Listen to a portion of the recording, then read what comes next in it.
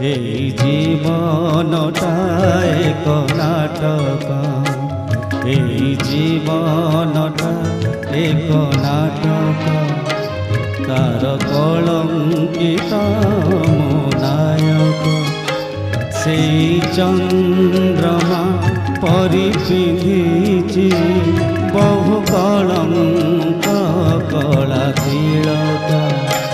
এই জীবনটা এক নাটক।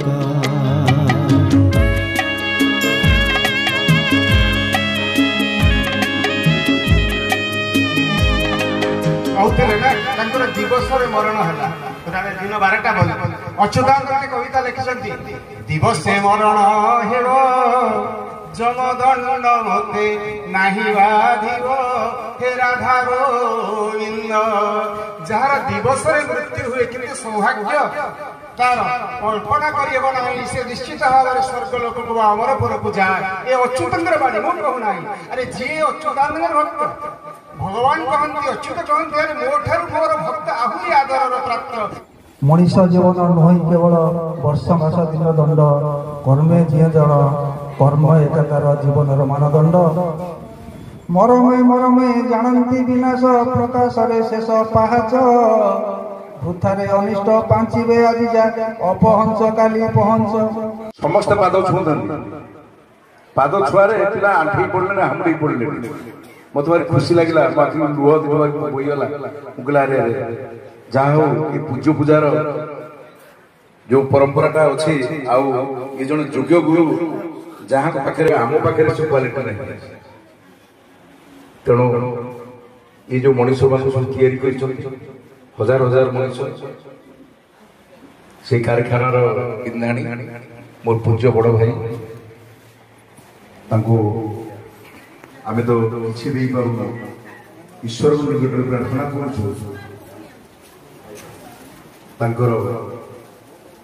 आत्मार सद्गति हो। से जने दक्ष प्रशासक प्रशासक कार्यक्रम जदि के अनुभव कर एते वर्ष चाकरी भितर से 5 वर्ष प्रिंसिपाल थे जिते बड़े मु एडमिनिस्ट्रेटिव वर्षा थी समस्त कार्य दुई जन से मु देखी जे प्रशासनिक क्षेत्र में से केते दृढ़ एवं केते एकजिदिया। मोर जदि कई दरदी बंधु थांती मते नेमाल स्कूल को प्रधान शिक्षक पदवी रे आसिया पाई जदि कई उत्साहित कर थांती से आउ कई नंती मोर से हजी जाइथिबा हाथ छाड़ी देइथिबा दरदी बंधु दिलीप दे परिवार जे कोनसी उत्सव पड़िले जहार भी हो मते डका पड़ाई मु तांको परिवार गोटे झील से हिसाब रे गमुदा को आम सब बेले शासन करूँ तार से जो भारी अंतर्मुखी थी कहेनी कथा कि किंतु मुह देखिले साधारण मनुष्य भितर हसा आस आम चिड़ौ टे लागू ता सागर चुपी मुह पोती केमती बस सहज कौन मन कथा कहे खुकुदी एत गाड़ी दिए गाड़ी देला से कौन एमती कहीं गोटे हो भर जिते प्रतिभा आस्ते आस्ते विकसित है कॉलेज रे पाठ पढ़िला से मुझे लिखुली अल्प किसी से पुणी से अनुष्ठान संपादक रूपे कार्य कले से मत मुझे अध्यक्षा से मत झुनु मैडम बोली डाकिले मत से समय बहुत दुख लगे आज मन पड़े जे मैडम मत कहीं संबोधन कर तो बहुत जूनियर बहुत सान आपण छात्री ना ना गोटे श्रद्धा दिला जहाँ को जो सम्मान दवा कथा से दौले।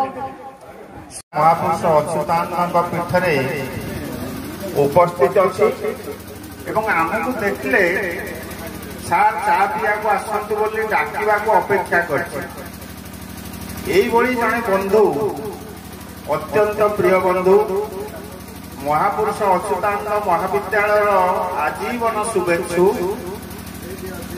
भल सहकर्मी ए अंचल जड़े बुद्धिजीवी एवं अच्युत साहित्यर उन्नति कल्पे जी अवदान छाड़ी जाइछन्ति से वर्तमान स्मृति रे परिणत हो गले। ଯେତେବେଳେ ଅଧ୍ୟାପନା କାର୍ଯ୍ୟରେ ନିଜକୁ ସିଏ ନିଯୁକ୍ତି କଲେ ଏବଂ ମହାପୁରୁଷ ଅଚ୍ୟୁତାନନ୍ଦ ମହାବିଦ୍ୟାଳୟରେ ଅଧ୍ୟାପକ ଏବଂ ପରେ ପରେ ଯେତେବେଳେ ଅଧ୍ୟକ୍ଷ ଭାବରେ ଏଠି କାର୍ଯ୍ୟ କରୁଥିଲେ ମୁଁ ସେହି ପରଠାରୁ ତାଙ୍କୁ ଶ୍ରଦ୍ଧାରେ ଡାକୁଥିଲି ମାଷ୍ଟ୍ରେ। ଆଡଭୋକେଟ ଅମନେନ୍ଦ୍ର ବାବୁ ଏଠି ସ୍ମୃତିଚାରଣ କଲାବେଳେ କହୁଥିଲେ ଦିଲ୍ଲୀପ ଦା ଯେତେବେଳେ ମଙ୍ଗଳପୁର ଯାଆନ୍ତି ସେତେବେଳେ ଛାତ୍ର ତାଙ୍କୁ ଆସି ମୁଣ୍ଡିଆ ମାରୁ ମାରୁ ଆଣ୍ଠେଇ ପଡୁଥିଲେ। ସେଥିପାଇଁ ବୋଧେ କବି ଗୋଦାବରୀ ମହାପାତ୍ର ଲେଖିଥିଲେ ତୁମେ ତ ଦେଖିଲ ନାହିଁ କିଏ ଦେଲା କେତେ ଫୁଲମାଳା, ତୁମେ ତ ଦେଖିଲ ନାହିଁ କିଏ ଦେଲା କେତେ ଫୁଲମାଳା, ତୁମେ ତ ଦେଖିଲ ନାହିଁ କିଏ ତମ ପଛେ ପଛେ ଗଲା, ଚରଣ ପଡ଼ୋଶୀ କିଏ ମଥା ପାତି ଦେଲା ଅଶ୍ରୁ ଢାଳି, କିଏ କରିଲା ସଂକୀର୍ତ୍ତନ ତୁମ ନାମେ ଦେଇ କରତାଳି। ଗୋଟିଏ ଚଳଚଞ୍ଚଳ ନିବିଡ଼ ସମ୍ପର୍କର ଯବନିକା ପଡ଼ିଲା, ଡାକିଲେ ଓ କରିବେନି ଗୁମୁଦା, ଆଉ ହସ ହସ ମୁହଁରେ ଶୁଭିବନି ଆନ୍ତରିକତା ବିପଦ କଥା। ନେମାଳ ବଜାରକୁ ବଙ୍ଗାଳୀ ସାହିକୁ ଚାଲିଗଲା ବେଳେ ଦିଶିବନି ଦାଦାଙ୍କ ଯୁବକ ସୁଲଭ ଟାଣିର ମନଛୁଆ ଚପଳାଣି। ଶେଷରେ ଖାଲି ଶ୍ରୀ ଅଚ୍ୟୁତଙ୍କ ନିକଟରେ ଏତିକି ପ୍ରାର୍ଥନା, ସେ ଯେଉଁଠି ଥାଆନ୍ତୁ ଭଲରେ ଥାଆନ୍ତୁ, ଶାନ୍ତିରେ ଥାଆନ୍ତୁ। ତାଙ୍କ ପବିତ୍ର ଆତ୍ମା ଶରୀର ତ୍ୟାଗ କରିଥିଲେ ମଧ୍ୟ ତାଙ୍କ ଜୀବନବ୍ୟାପୀ ସାଧନାର ମହକ ଚତୁର୍ଦିଗ ମହକିତ କରୁଥାଉ। ପ୍ରବନ୍ଧରେ ତ ଆଗକୁ ପଛକୁ ଫେରିବାର କଥା ଅଛି ନା? ନା ନା ମୁଁ ସେମିତି କେବେ କରିନି ଏକାଧିକ। ଆଗରୁ କ'ଣ କରୁଥିଲି ଏବେ ଲେଖିବା ଆରମ୍ଭ ମାନେ ଶେଷ, ଆଉ ସେଥିପାଇଁ ଭିଜିବାକୁ ପଡ଼ିବ, ଭିଦି ଯିବାକୁ ପଡ଼ିବ, ସେଣ୍ଟିମେଣ୍ଟାଲ ହବାକୁ ପଡ଼ିବ। ମୋ ଦାଦା ଠିକ କଥା ବହୁ କ୍ଷେତ୍ରରେ ପରାମର୍ଶ ଦେଇଛନ୍ତି, ମୁଁ ସ୍ୱୀକାର କରିବି। ମହାପୁରୁଷ ଅଚ୍ୟୁତାନନ୍ଦଙ୍କ ଘଣ୍ଟ ବାଜିରେ ଏଠି ସୁବେଜୁଡ଼ ଦାଦାଙ୍କର ଜନ୍ମ, ତାଙ୍କର ଦେହାନ୍ତ ବି ଦେଖିଛି। ମୋର ସେତିକି ସୌଭାଗ୍ୟ କି ସୁଯୋଗ କି ଥିଲା ମୁଁ କହିପାରିବିନି।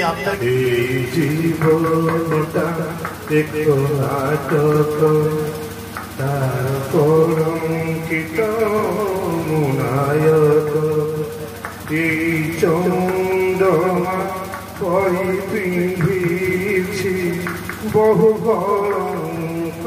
কলাতির এই জীবনটা এক নাটক।